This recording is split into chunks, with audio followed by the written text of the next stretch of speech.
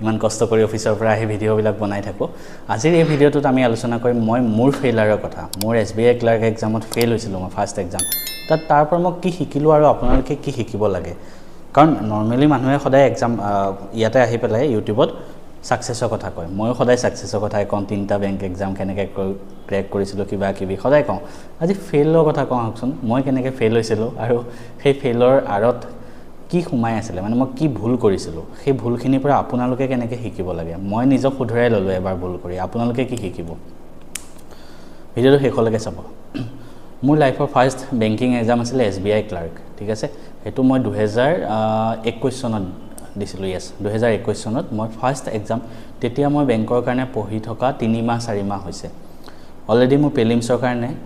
expert বনি আছোঁ কাৰণ মোৰ মেথছটো অলৰেডি ষ্ট্ৰং আছিলে ইংলিছ আৰু ৰিজনিঙত ফুল টাইম দিছিলোঁ মই ষ্ট্ৰং বনি গৈছিলোঁ 3-4 মাহত তেতিয়া দিব গ'লোঁ SBI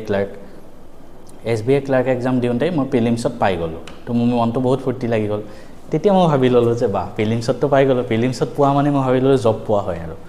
তাৰপিছত তেতিয়ালৈকে মই নাজানো এইবিলাক কথা যে SBI বা বেলেগ বেংক এক্সামত প্ৰিলিমছ আৰু মেইনছৰ মাজত 1 মাহ গেপ থাকে জানিছিলোঁ যদিও ইমান চিৰিয়াছলি লোৱা কেতিয়াও নাছিলোঁ মই ইউটিউবৰ ভিডিঅ'ই চাই পঢ়ি থাকোঁ তো মই ভাবিছোঁ এতিয়া প্ৰিলিমছৰ ৰিজাল্ট দিছে মানে প্ৰিলিমছ এক্সাম দিলোঁ ঠিক আছে এইটো ভুল কেতিয়াও নকৰিব প্ৰিলিমছ এক্সাম দিলোঁ ধৰক আজি মই এটা এক্সাম্পল দিছোঁ জাষ্ট এটা এক্সাম্পল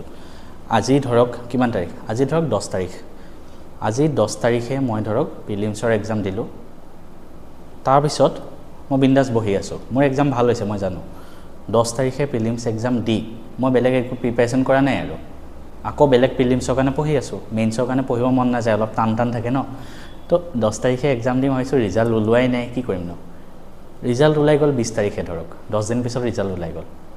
10 দিন পিছত ৰিজাল্ট ওলাই গ'ল যে মই প্ৰিলিমছত পাই গ'লোঁ তেতিয়াৰ পৰা মই মেইনছলৈ পঢ়া আৰম্ভ কৰিলোঁ 20 তাৰিখে ধৰক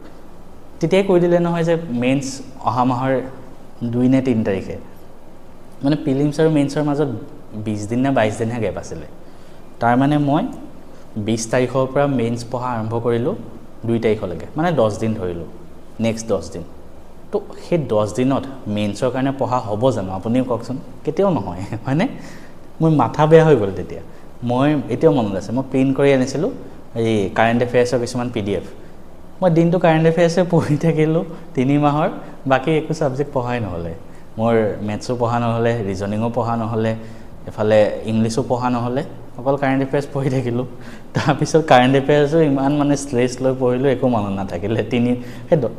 আপুনি নিজে কওক 4 মাহৰ কাৰেণ্ট এফেয়াৰ্ছ মই 10 দিনত পঢ়া পচিবল হয় জানো নহয় তো মেইনছ এক্সাম দিব গ'লোঁ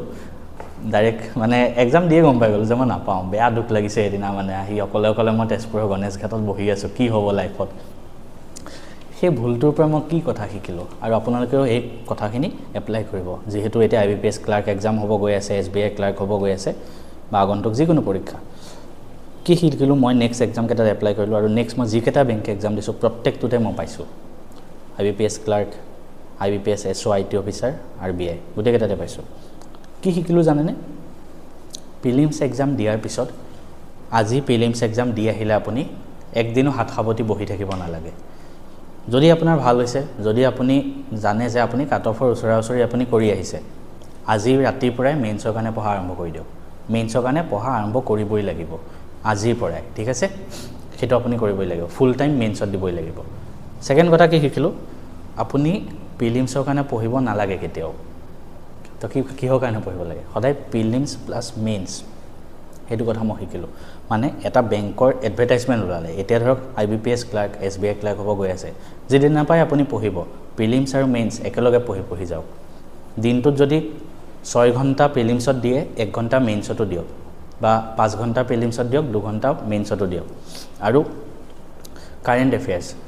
এফেয়াৰ্ছ কি শিকিলোঁ ডেইলি কাৰেণ্ট এফেয়াৰ্ছ পঢ়িব লাগিব তেতিয়াহে হ'ব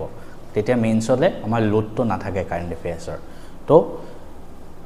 এটা কথাই মনত ৰাখিব আকৌ কৈছোঁ আৰম্ভণিৰ দিনাৰ পৰাই মেইনছৰ কাৰণে ষ্টাৰ্ট কৰক ডেইলি 1 ঘণ্টা 2 ঘণ্টা মেইনছৰ যিকোনো এটা ছাবজেক্ট পঢ়ি গৈ থাকক ৰাতিপুৱা আপুনি কাৰেণ্ট এফেয়াৰ্ছ পঢ়িবই সদায় ডেইলি পঢ়িব ইংলিছ ৰিডিং ৰাতিপুৱা ডেইলি কৰিব তো মেইনছৰ কাৰণে আপোনাৰ বহুতখিনি প্ৰেক্টিছ হৈ গৈ থাকিব প্ৰিলিমছ এক্সাম দি আহিলে এক্সাম দি অহা দিনাই আপুনি গম পাই যাব ঠিক আছে অলপ চলপ কাট অফৰ ওচৰা-ওচৰি নম্বৰ কৰিলেও আপুনি ফুল টাইম মেইনছৰ কাৰণে সেই ৰাতিৰ পৰাই পঢ়া আৰম্ভ কৰি দিয়ক মেইনছৰ ফুল টাইম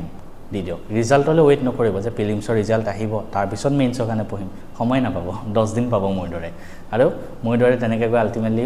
এক্সামত ফেইলাৰ হৈ আহিব লাগে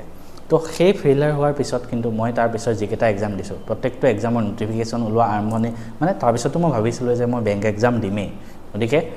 সেই ফেইলাৰ হোৱা দিনাৰ মই 2-3 দিন বেয়া লাগিছে মোৰ বহুত বেয়া লাগিছে তেতিয়া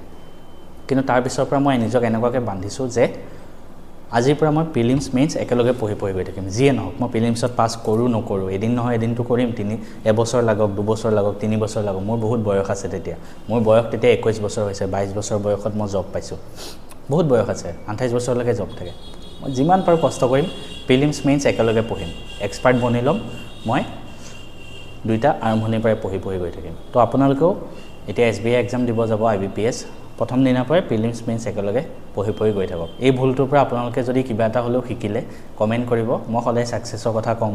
মোৰ ফেইলাৰৰ কথা মই আজিলৈকে কোৱা নাছিলোঁ আজি এটা ফেইলাৰৰ কথা ক'লোঁ কেনেকুৱা লাগিলে মোক জনাব আৰু কিবা গাইডেন্স লাগিলে মোক ক'ব মই আপোনালোকক